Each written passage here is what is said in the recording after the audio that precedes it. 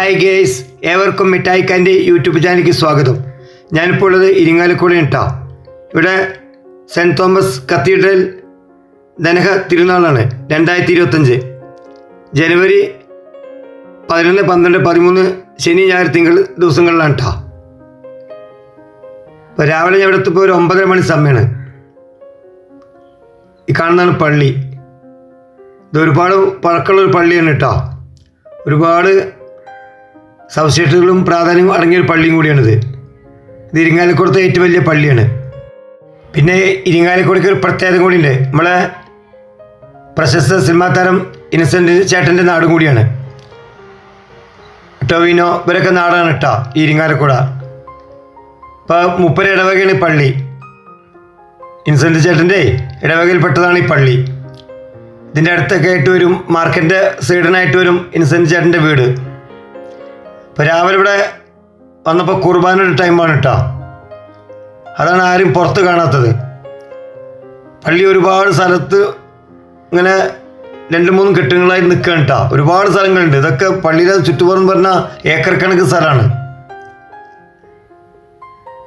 ഇപ്പം ഏകദേശം കുർബാന കഴിഞ്ഞ് ഇറങ്ങാനുള്ള സമയമായി.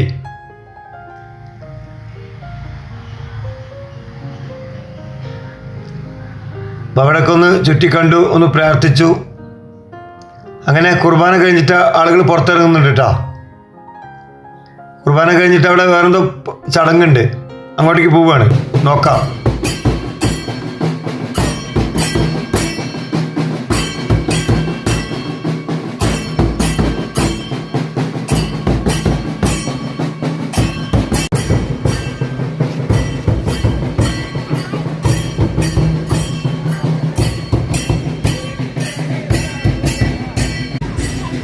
ഒരുപാട് മുത്തുക്കുടകളുണ്ട് കേട്ടോ.